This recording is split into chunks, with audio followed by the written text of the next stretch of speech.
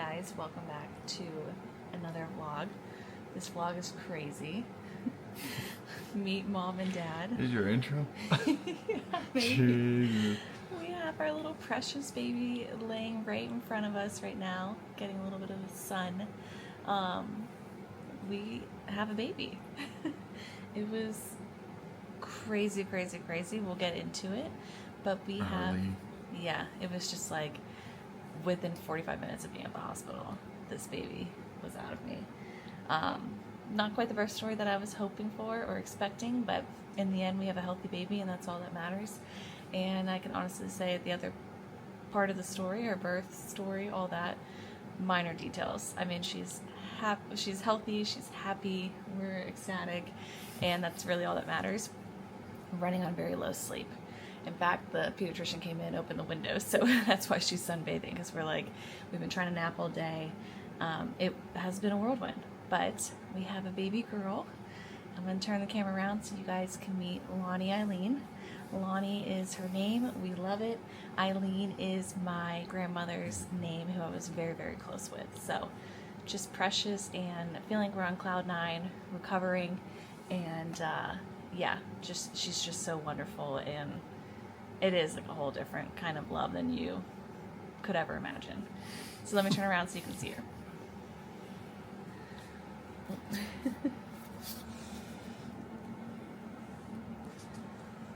Here she is, sleeping.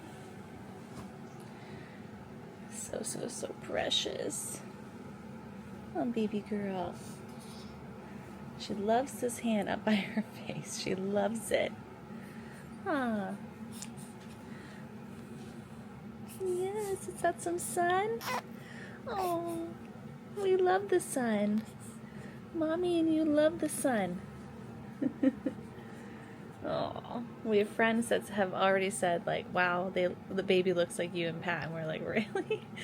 We can't tell. We hope that she has my nose. And then yeah, so she was 7 pounds 2 ounces, 18 inches. Like I said, she entered this world very quickly, and yeah, I'll have to get into the other part of the birth story, but we'll do that here in a little bit or tomorrow. But wanted to share that Lonnie is here. Hi, Lonnie. Hi, Lonnie. She's asleep, huh? She's like, Marcy, you look hey, Lonnie. very casual, propped up on your chair, legs. Yes, this one. Yeah. You don't want to like, you know. Yeah. There you go. Hey, Lonnie. Hey, little girl. Hey, little girl. These tiny little feet. Look how tiny these are.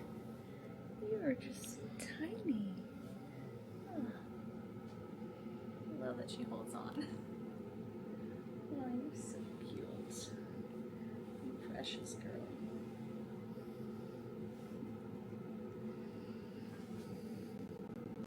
Okay, you guys, obviously you can tell we are back home. It has been just under a week since we last saw you guys. I feel like I wanted to pick up the camera, but we have just been soaking in all the newborn bubble, the newborn bliss, and really just enjoying our time as a family of 4. Of course, Ruby, we joke, is our firstborn. You guys know she is still gets priority. Absolutely, maybe not priority currently, but yeah, we've been just soaking in the time home as a family of 4.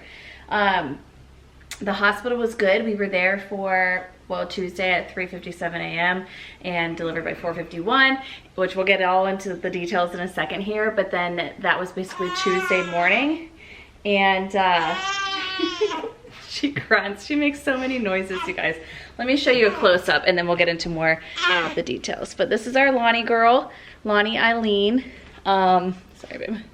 She is obviously our entire world. Whoop, my hair. I've been having my hair up. I feel like this is the first time I've had it down literally in a week. But anyways, so precious. So we'll see if she is a little too loud. Maybe we can put her down.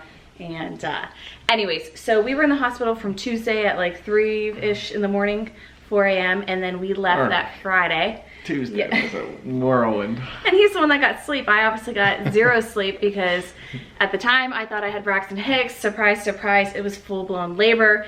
Again, we'll get into that in a second, but we got there Tuesday morning and then left by Friday. So we have been just nesting at home, soaking it all in, trying to get into some kind of rhythm or understand trying to understand what the heck we're supposed to be doing. Obviously, Pat and I are just learning as first-time parents, but it has truly been wonderful. It has come with tears, of course, postpartum, of course, just trying to figure out what she what she needs. But I will say it's crazy because I feel like a week and a half later, and I feel like we already feel, so much more confident and just like, you can just kind of go through things more quickly. Like, oh, we just did that, just got her, okay, on to the next thing. Like, is it this, is it that? I don't know, what do you think? Yeah, you're like, troubleshooting is like... Yeah, improving, you know, getting better and better. So, anyways, it has been truly, truly, yeah, wonderful. Can you guys hear that? She's so loud. Huh. Say, I'm loud and I'm spoiled. My mom has been over every single day, has seen her every single day since she was born, which is just so precious. And have had visitors from Grandpa and Auntie Marissa, my brother, so it's just been really, really nice. Pat's mom comes this week too, which is really going to be wonderful too. She's coming for like a week just to visit Lonnie Girl and help me out. Pat has to go back to work, which is a little bit, I know we're both kind of like sad about it, of course, because I feel like this time comes to an end of just us soaking it in at home. But Pat started a new job. I think you guys remember Pat lost his job in December. We already knew we were pregnant, obviously didn't announce it to anybody, even family. So that was a little crazy back in December. Got a new job February, started March, and essentially just timing because of being new to the rule and some travel plans and stuff. He is going to take his paternity leave in early spring of next year, which is going to be really nice. I mean, obviously the baby will be a little bit older. We're hoping we can do a beach trip with both families, both sides of the family, and just enjoy that time. But obviously it comes like right now, like I'm going back to work tomorrow and we're both man. Oh my gosh, like that's going to be kind of crazy. But again, really thankful that my mom is here and she'll stop by each day for an hour or two at least to help out as I'm still recovering from an emergency C-section, which we'll get into, of course. And then Pat does work remotely, but he is really tied to the laptop and his phone quite a bit, yeah, on calls and stuff. So of course he can like check in, or if there's an emergency, he's right here, which is nice. But for the most part, he's kind of in the basement. Yeah, downstairs, not basement, but downstairs, like first floor. And yeah, we kind of pass each other throughout the day or see each other at lunch or have coffee together. But that's kind of the extent of it, which is okay. So we're gonna see how everything goes, and you know, obviously different priorities, different adjustments. So it's all gonna work out. But want to get into the actual birth story, and it was crazy. So basically Monday the 4th, August 4th, I started noticing some pains like around 9 p.m. I was just having like pretty big cramps, but you know, it's funny because I had just talked to 2 of my best friends and Pat's sister as well, and they were like, have you had Braxton Hicks? Have you had any contractions? Like, how are you feeling? And I'm like, I've had 0 signs of labor. And at that point I kind of knew Braxton Hicks would be, you know, early contractions to get your body prepared. Also, you would have like a different kind of discharge, bloody show. You would kind of have those signs that labor was approaching, and I had none of that. So I truly felt like this cramping sensation, and I was just like, okay, maybe this is Braxton Hicks. She was due August 8th and obviously came on the 5th. So I felt like maybe, you know, just being a first-time mom, I kind of assumed it would be past that Friday the 8th. Like I just kind of figured I'd go a little bit late or whatever. And so anyways, I had no signs of labor. I had my weekly OB appointment on Friday. Here we are on Monday. And I did not do a cervical check. They kind of started asking about that around 36 weeks, but from my experience and research and talking to some of my friends who are also medical professionals, I didn't really, I opted not to do any cervical checks. I figured my body would just tell me, obviously, when I was going into labor, and just the whole process would be really natural and organic, and I didn't want, yeah, personally it just wasn't for me. And so at that OB appointment, I had asked my doctor, he thought everything was looking great. I felt great, you know, and he was like, all right, see you next week kind of thing. And I had asked him if the baby was head down, and he said, I still feel that the baby's head down. You know, continue what you're doing, just slow down a little bit on the workouts, take it a little bit easy. Like, you are really approaching obviously 40 weeks here really soon, because it was 39 weeks, so that next week would have been 40 when she was due. And then obviously if we went past that, we would only go past like a week and schedule for induction.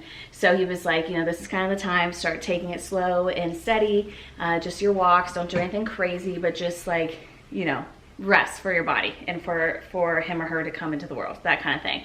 So it was funny because that whole weekend we had family in town from Florida and Georgia and all this thing, and it was fun. We did like a big guess kind of for the gender, like what's your guesses, and it was like 80% picked boy.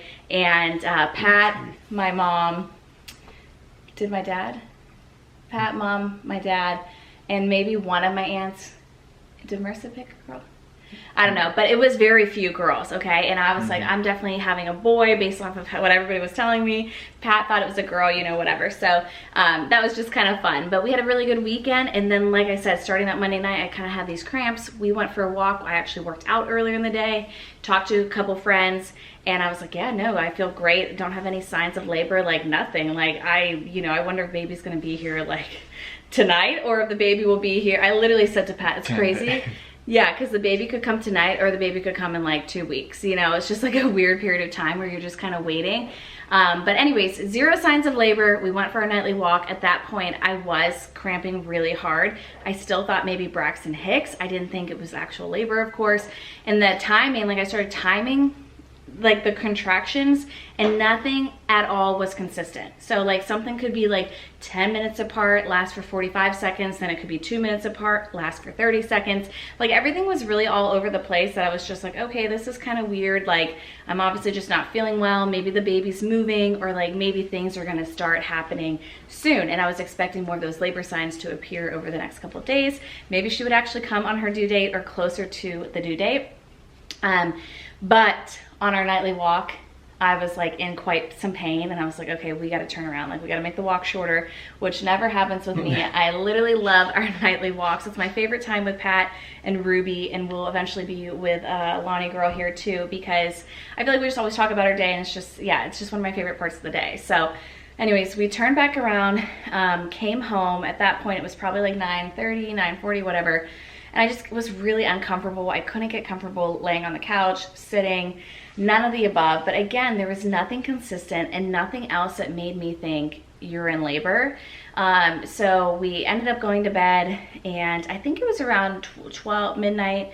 We were just like laying in bed watching a show or something like that. And then things kind of picked up a good bit, and I was like, okay, I'm actually really uncomfortable. And so I called my OB at about, I think it was about 1 in the morning, read everything off to her. Maybe it was like 12:30, kind of walked through a ton of things. And she was like, the fact that you're talking to me right now, and I would tell her, she was like, it would tell me that you're not actually in actual labor, because you're talking through everything as you're going through the contraction. It really sounds like Braxton Hicks. Again, I had been recording my the contractions at the time. Nothing was consistent. So she was just like, yeah, this is Braxton Hicks. Like, hang in there. It can be uncomfortable.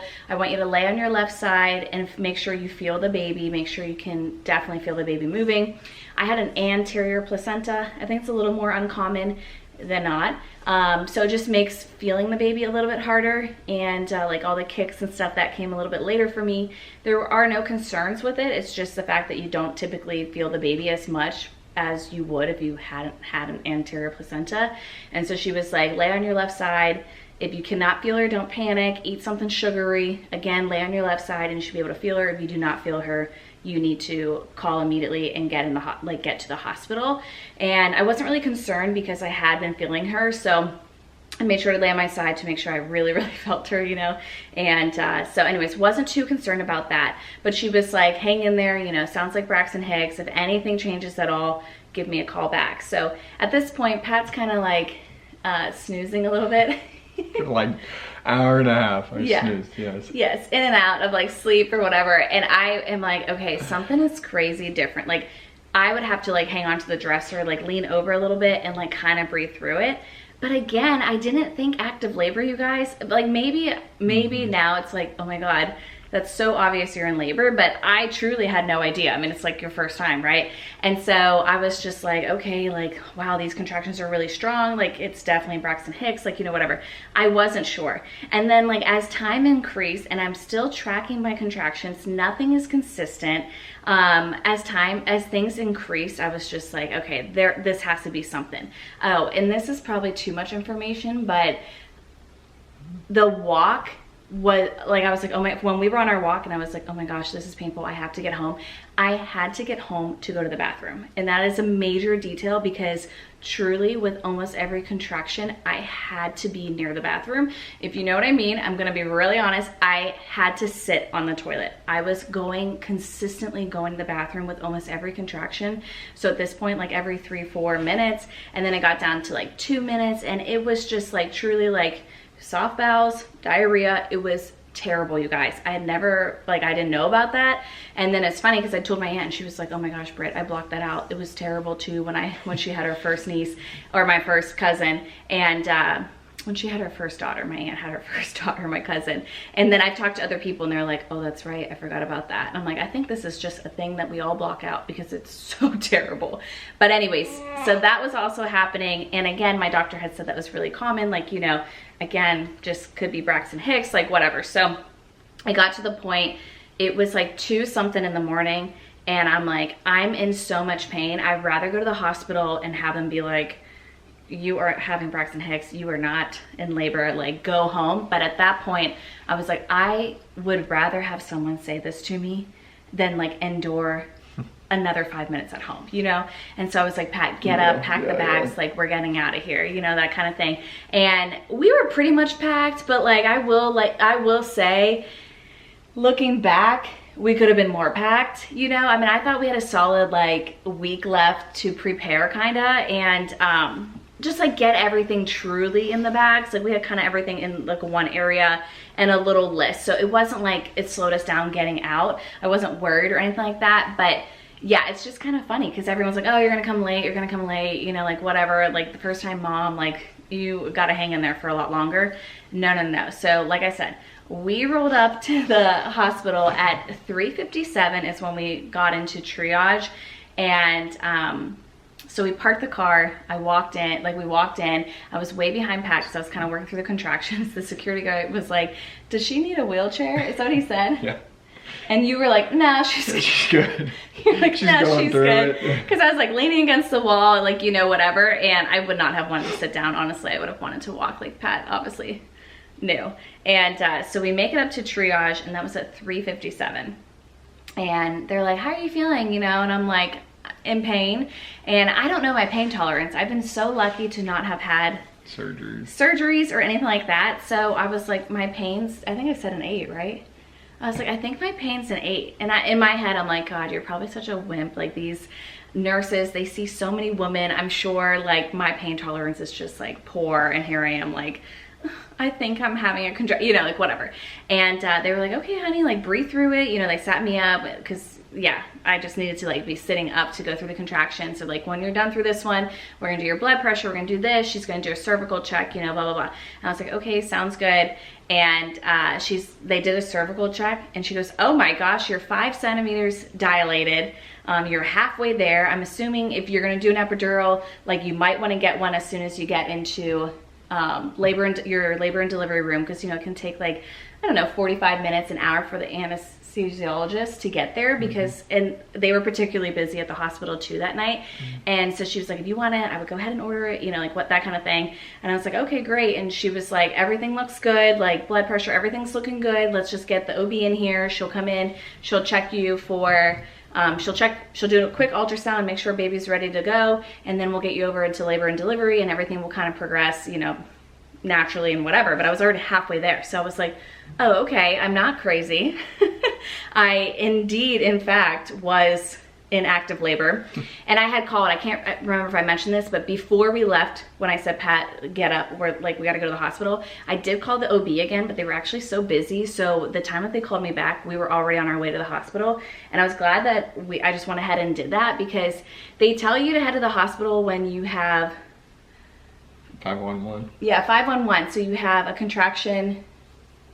You're 5 minutes in between each contraction. Each contraction lasts for like a minute. 1 minute for 1 hour. Repeats for an hour. It repeats for an hour. I went from being kind of so inconsistent and random to the point that I was 2 minutes apart for 30 seconds. And the women in my family have had insanely fast labors. My grandma actually almost delivered my mom like in the doorway of the hospital. My aunt almost delivered my second cousin in the car, like very fast labors. And I asked my OB if that would be like something that I would have to like think about or like, you know, worry about. And he was like, oh no, like that's coincidental, but like, no, I don't, you know, there's no connection there. Well, there definitely is a connection there, because yours truly arrived 5 centimeters dilated, and it was quick. You know what I mean? You figure that was from 9 p.m. feeling uncomfortable to starting like heavy, inconsistent contractions probably by like 10:30-ish. And then here we were at like 3, 4 in the morning, and I was already halfway through, obviously without any help with anything, and early, you know what I mean? So anyways, the OB came in, and I was happy because, you know, I transferred halfway through this pregnancy. So we moved at like 28 weeks. I wouldn't recommend that, obviously. But I transferred halfway through. So the OB practice group that I was with, the OB group, they were having me just kind of rotate through everybody in the practice. And I was just really thankful, because I felt like of 5 of them, I really, really liked 2 of them. And the one ended up delivering Lonnie. So that was just so nice. It was just, yeah, it was just nice, you know? And so anyways, she came in, did the ultrasound, and she said, unfortunately, baby is okay, but unfortunately we have to prep you for emergency C-section. Baby is breech, and a lot of things are going to happen very quickly, but we're going to get you and baby delivered immediately, you know? And so it was like a flurry of people, you guys. They were like, Dad, we got the scrubs for you. Mom, sit tight. We're going to do the spinal block. As soon as we get in there, you're going to do a spinal block. Then Pat will come in. And it was like a lot to take in. And yeah, the waivers came in. They were like lots of paperwork, you know, because obviously major surgery, having a C-section. And it has been the one thing throughout this whole pregnancy that I've been nervous about. I kept saying, I do not want a C-section. I do not want a C-section. If we're laboring, I want to make sure that we're changing positions and really trying everything before going to a C-section. I think personally, it's a little bit of misinformation shared on social media that makes you nervous about it. Obviously, C-section rates too, if you look into some of the research, like, you know, just health things down the road, whatever. You know, my goal was just to obviously have a vaginal delivery if it was safe for the baby first, and then safe for me. That didn't happen, and honestly, I can tell you now, like, it truly doesn't matter at all, because she's here, she's healthy and happy, and I'm, you know, alive. So it's like a minor detail. I was a little disappointed. I still am a little bit, but nothing beats obviously baby girl here in my lap right now. So anyways, it just happened really quickly. So I was like, oh, and like I said something like, oh, this is happening like right now, like in a few minutes. And she was like, in a few minutes you'll be in the OR and we'll be like going with everything. And I was like, oh wow, this is crazy. And I was like, Pat, you need to text my mom. Like, we hadn't even texted her parents. Like, we were like, am I even in labor? Like, is this even happening, you know? So it was just really, really fast. I went into the OR. The first thing I remember is they like kind of like shifted me into the bed, which was kind of weird. It was cold. It was so many people in that room. Like, I want to say 12 people were suddenly in there, different people saying, Brittany, blah, blah, blah. Brittany, we're going to do this. Okay, Brittany, sit. Like, and it was just so many people. And I kept thinking like, oh my gosh, where's Pat? Like, where's Pat? When's he coming? You know, that kind of thing. Which the one nurse was really sweet, because she was like, honey, take a deep breath. Pat's gonna be in here within like 2 minutes. We gotta do the spinal block. I need you to sit up, you know, curl over, hold on to the nurse in front of you. Like, I really squeezed that woman's hand, which was so nice. And she was wonderful, and I never saw her again. And I was like, oh, this is so weird. But anyways, got the spinal block. It happened so fast I couldn't even worry about it, because I know the epidural people worry about, and then the spinal block, like, I would think you would even worry more about that. I couldn't even worry about it. It happened so fast, you guys. This is within minutes of like showing up at the hospital and being like, I wonder if we're in labor, if we're gonna go home or not. Like, are we gonna be tired tomorrow for work? You know, like that's where we were at. To suddenly like being bent over, having a spinal block go in, and then laying down. And I remember being freezing, but I kept looking at the door. The nurse assured me that Pat would be in. Sure enough, he obviously came in. So from that point to when Lonnie came, it was so fast. I feel like it was probably like 20 minutes, 25 minutes. Yeah. Yeah, we probably rolled into the OR, I would say, like we got there at 3:57. I bet you we were in there by what, 4:08? Yeah. 4:10, something in the crazy. Emergency or surgery room. Yeah, and then obviously she came, I mean, literally like 30 minutes later. It was crazy. So they say that it takes more time, obviously, to like stitch you back up than like actually deliver the baby. But everything was really good. There were so many people like constantly speaking, and I was freezing, which is totally normal, but Pat was right there.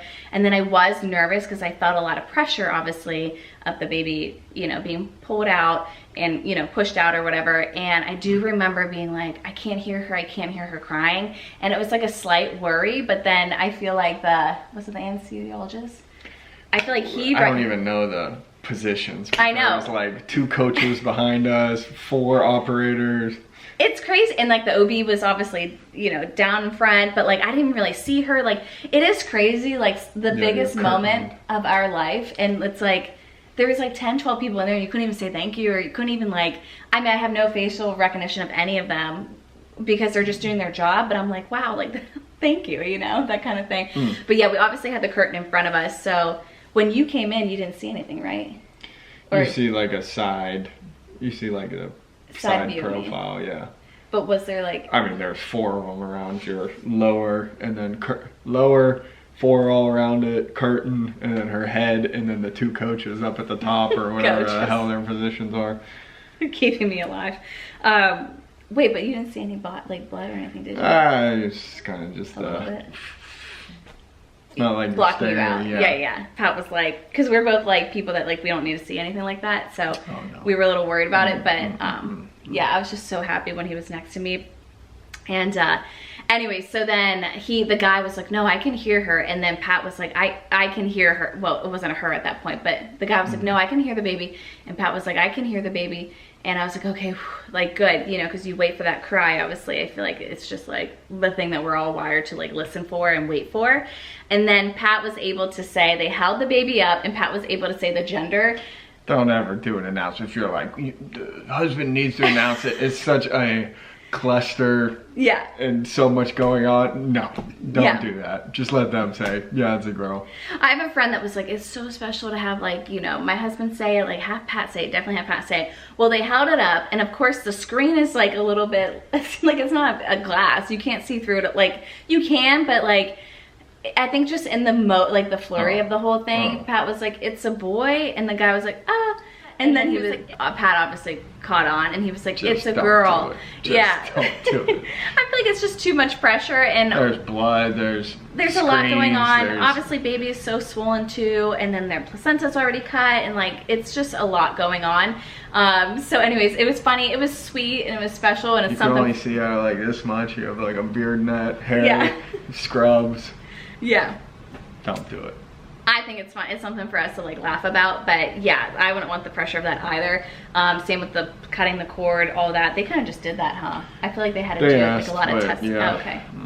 Yeah, we weren't like big on that, just personally. Yeah, we're not medical people. We can't do blood, and yeah, I mean, I guess we'll figure it out with the baby now and stuff. But anyways, so that happened. They took Lonnie away right away to do a lot of testing, so I got to see her quickly, and then they had to do like the usual, I think just a few usual things. And then Pat was able to snap a couple photos of her, so he went over to take photos while everything was happening with me still. And then they were able to bring her and lay her on my chest, which was truly so special. And yeah, just like very overwhelming. I mean, I was like definitely crying. It was just very overwhelming and just so wonderful. Like I feel like you pray for that moment and count down to that moment, and then when it happens, it's just like the most overwhelming thing on the planet. And it's like crazy that like even looking at her now, I'm just like, oh my gosh, this is like our baby. And it's just crazy. It's wonderful, and it's just like, wow, it truly is like God's greatest gift to you. And like, yeah, it's it's incredible. So anyways, that literally all occurred less than an hour of being there. I'm thankful we went when we did go, and I'm thankful that I was like, no, something is happening. Like, we need to go. Yeah, that's crazy that it was 5 centimeters dilated. But anyway, so then we had our time in the hospital, and it was really nice. No complaints. We really loved where we delivered. Everything went really well. It's about 15 minutes from our house, 20 minutes from my parents' house. So of course they came over every day. Lonnie is doing great. So to explain her name, Lonnie is just a name that we've loved, and it's been on our list. And then Eileen is my grandmother's name, and I was very, very close to my grandmother, so that's incredibly special. It's my mom's mom, and yeah, just very close. So it was a great way to honor my grandmother. And yeah, I feel like already Pat and I have so many nicknames. I feel like with Ruby, we call Ruby Ruby Roo, Bear, like all these names. And so with Lonnie, I feel like we've been calling her a couple different things: Lonnie Lou, Lonnie Girl. My mom calls her Lonnie Bean, which is really cute. So yeah, just absolutely precious. We had a great time in the hospital. Like I said, we were there from Tuesday, left Friday. She has been doing so well breastfeeding from the moment truly of when she was laid on me for that golden hour at the hospital. She had great sucking and great latch, so that was really wonderful. Now we're just working on getting her birth weight back, which is common for C-section, and then obviously we were a few days early on the delivery, but with C-section babies, oh, and breech, it's common with breech babies as well, but with C-section babies, you know, they come and they're a little, they're not as wrung out as what explained to us, not going through the birth canal, and so they hold a little bit more fluid. So we have been working on just getting her birth weight back up. She should be there any day now, but that has been just like a little bit of a learning curve. She's been cluster feeding, and she was at the hospital, and then obviously when we got home, so we're like, we didn't realize it at the time, but we're like, oh my gosh, we need to feed her like non-stop. It's just been like a learning curve, you know. Bless you, babe. Yeah, so she's been cluster feeding, and we're just like really just powering through it to get the weight up, but everything has been going really, really well. Obviously we are on a 2-hour feeding schedule. Every 2 hours on the hour we are feeding her. Rough. It is a little rough, obviously at night too. And like I said, I'm breastfeeding, so it's truly yeah, it is a little, it's a lot, but we, as soon as we hit her birth weight, which should be any day now, we go back to the pediatrician here soon, then hopefully we'll be able to get a little more of a stretch of sleep at night. But otherwise, no complaint. She sleeps a lot. She's so precious. She grunts a lot. You guys heard that earlier. I feel like she's just really cute because she just makes all these little noises. And then she definitely has like a witching hour where she is awake, truly, truly awake for like what, an hour, maybe even longer. And her eyes are just so big, these big blue eyes. And she just has to look at everything, but will not be put down. No interest in, usually no interest in eating anything. Like, she truly just wants to be walking around looking at the light, which is like the moonlight coming in the window or whatever soft light you have. It's funny, it's really cute. My mom's like, does she do this? Because each time my mom comes, she's like always sleeping. My mom always has to wake her, you know, to help get her fed, or just like in general. And I'm like, you need to come during her witching hours, which are moving. And we're trying to like really have everything light and bright in the morning, dark at night, to try to get her more on obviously like a regular day and night time zone or whatever. Her circadian rhythm. That's what the pediatrician said that we have to like kind of get her onto. So anyways, everything has been going really well. That is our crazy birth story of bringing Lonnie into the world.